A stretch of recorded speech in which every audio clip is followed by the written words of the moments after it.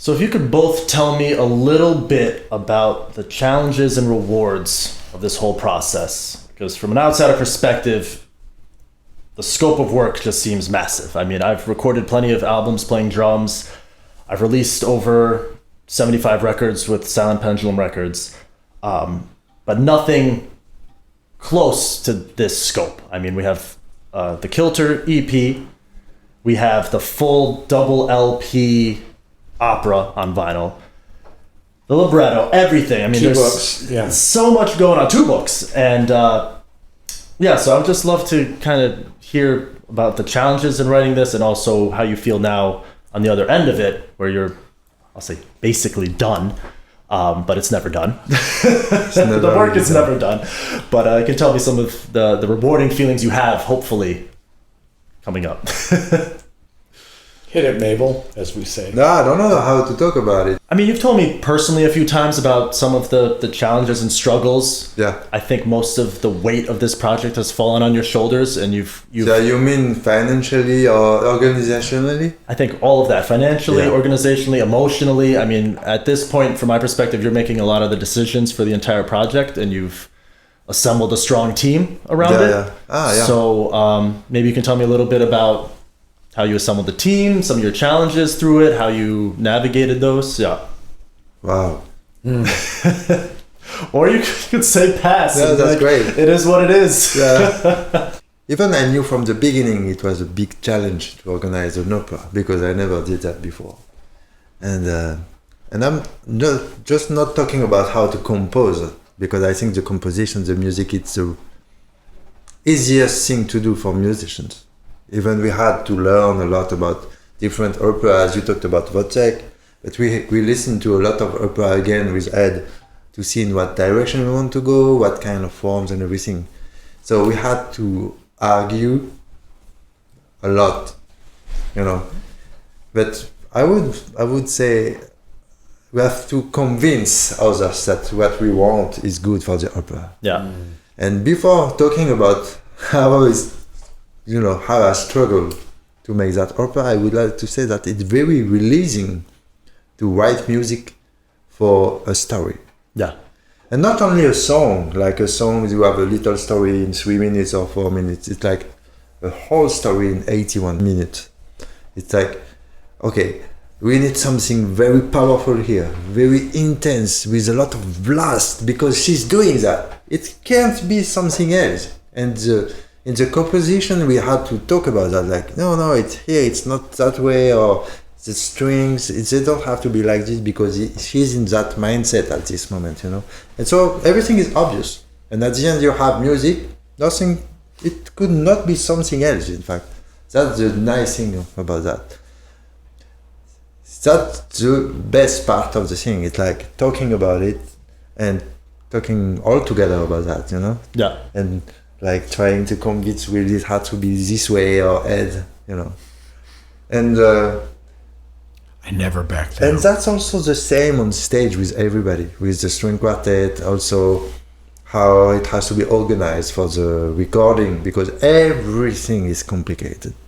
Everything, even to organize a conversation here as a podcaster with problems. When you put people together, there is problems. I mean, to get the 3 of us in a room together was hard enough. During a biblical storm. Yeah, during a rain blizzard. Yeah. But I can only imagine how difficult it is with, 8, 12, 16 people on stage or at the studio? On stage there is 14 people, plus a sound guy and a light guy. Yeah. And me later we will coffee. be 19 on the road. Yeah.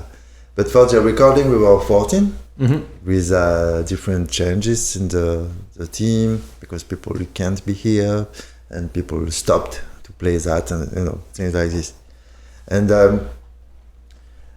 but that's it. We need to put all that people together in a room. That's complicated. So I had to decide for myself, okay, what do I do? Am I in New York to make a lot of gigs and to play with everybody and to never be available for that project? And no, I think I have to be patient and I need to be available for everybody. Like when somebody asks me, okay, are you able to meet that day because that's only when I can do it? You've got to see our threads. I have to be ready for it. I have to say yes all the time. Yeah. You know? And then my life it's only about the opera at the moment. Because if I'm not available, there is no opera. Yeah. You know. That's a big thing. So that financially is complicated too because I have to find ways to make a living in New York. That is which is a very expensive city. Yeah.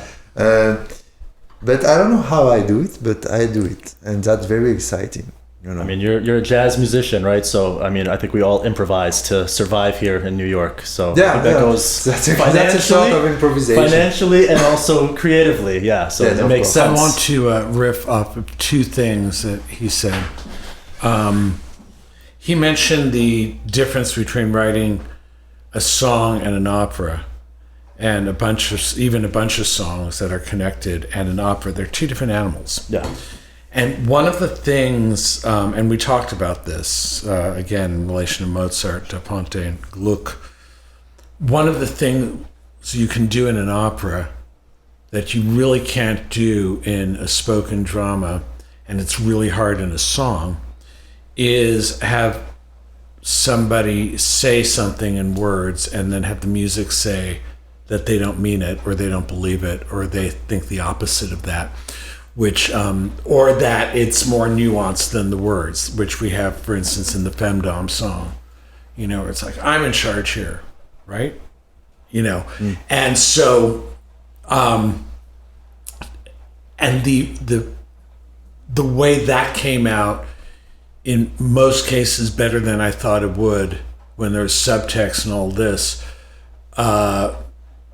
is the reward. The challenge was, you know, how are we going to do this? Which is also to his point of logistics. We have people from 4 countries, and this was done in 3 languages. About us, and that's actually what the story's about. Yeah. Mm-hmm. So in this weird way, the challenges of getting this to a vinyl and or the stage told the story of the opera. Yeah. And gives you the rewards. But I work in opera, and we always say that where I work at the Metropolitan Opera of New York, you can be ignored in 6 languages. And it's an interesting process. So the things that could not, maybe, that if I were working with you and I was saying, no, I want this in the music, because we had all of these things and getting over borders for work visas, you've toured. Yeah. And all that sort of thing. It's a nightmare, but solving that nightmare became part of the story that we were telling in words and music. Yeah, I mean that. I think that story, when it was built, it fitted to a lot of the people from the team. Yeah, you know. Yeah, absolutely. It was part of our lives. It's even for me. A lot of parallels in the story, and also, as you said, multiple people from multiple countries. Yeah. A lot of logistical issues, physically and emotionally. Emotionally, to be between 2 worlds. Yeah. For example, that's exactly what we feel when we are a migrant here. Like when you come to New York, suspended. It's always like this, you know. You have one foot here and the other one in another country. And then you're suspended linguistically, like I was in Paris. Like, yes, you understood me, but that's not exactly what I meant. But you know, like, and all that. You know, well, that's an important part of the story here. And to go back to a previous question, we are all suspendidos. No. You know, nice. And I have that. Yeah, I have that in. I mean, my mother is Latin American, and my father was a science guy with a German name, you know, so there's that, and bilingual family that somehow was like kind of messy in both languages, you know, and all this. So, and again, I thought, oh, I'm so unique. And then it's like, just like with gender, everybody's like this. So not only are we all genre one, but we're all suspended in midair. And that image of being kind of suspended in midair, which has come up in production, as we've done a couple of times, like when we got aerial performers, we realized that's it. That's just, we need that. We need that three-dimensionality. I mean, we also have it right behind you on the cover. Yeah, I mean, it's exactly what you're talking about. And it's in the music, and it's inherently in the story of, language, identity, and everything. You're Suspendido, bro. Yeah. Same as the rest of us. Everyone, and I think Uniquely, same as the rest of us. And I think intentionally or unintentionally, this entire opera has also built a community of like-minded people who are all suspended and individualistic and a genre of one. And I mean, you brought this ensemble together and everyone involved working on this as well. So I think it's great. Well, I think that's the metal part. Yeah, that's the metal part. It's like one thing I love about Metal World, and one of the reasons I'm in it, is because, as we say in recovery circles, we're all here because we're not all there. You don't get people who are superficially satisfied with things as they are in the metal world. There's something, and I say this in the best way, maladjusted about all of us. We're not okay with all this. Yeah. And that's just there in the music. But you're right. I didn't even realize it, but a lot of what has to happen is to create a community for this. So without even the community of bands, right? Yeah. Because that's funny, because when you take all the bands in which we are playing now, it's like very funny because it's evolving, and there is part of everything in everything. Mm-hmm. Like there is a part of Suspendida and Folterkammer. Mm-hmm. Yeah. There is a part of Imperial Triumphant in the jazz part of the rest of Kilter, because there is also Kenny. And and then Kenny, so you've got every band, every history, right? Yeah. That's true, but it's like, it's a sound, even with the Guarlos Choir from Montreal, like it's a... Well, they're another group of conservatory church musicians gone bad. Yeah. Gone to hell. And it's so they're all suspendidos, suspendu themselves too. They're in a place between realms that might be a place of its own, and which was a thing that we couldn't translate in French, because then that comes up. It's like, no, you can't say that in French. Well, make it. Yeah, but I have to say it in the music. Oh, it's written in English. But then we translated the libretto into French. And we had to struggle again. We had to realize that, there are some things you just can't say, so you better find a way of saying it. There is something important to know too. It's like, it's not an opera about necrophilia. It started as one and turned into something else, Yeah.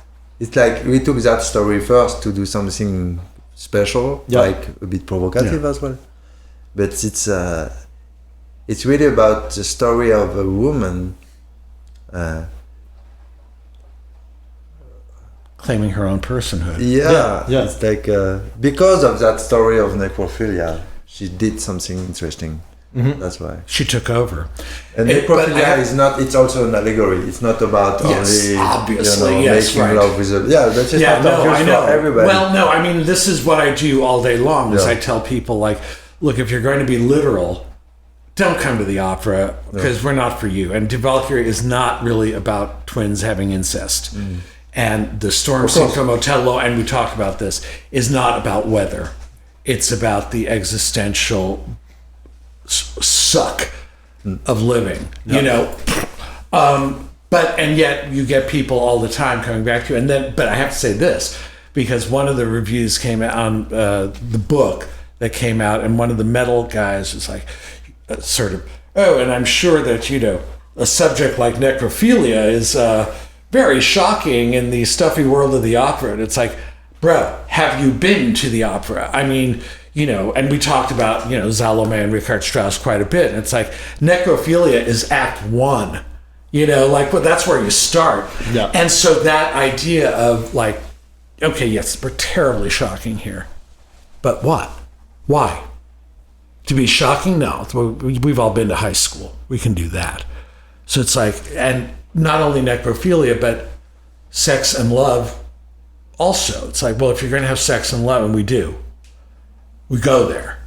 And if you're going to have that in an opera, it's got to be like, why? You know, or else make porn and make it well, and that's fine, but that's something else. And that's not what this is. So, yes, it's like he said, you have to dig a little deeper on this one. Absolutely. Yeah. Thank you for being here, gentlemen. We have Kilter and La Suspendida on pre-order at silentpendulumrecords.com, as well as your book. Yes. The story of Maria Elena and Kilter's jazz metal opera La Suspendida. And that's just the English title. Thank you, guys. Thank you, Michael. See you soon.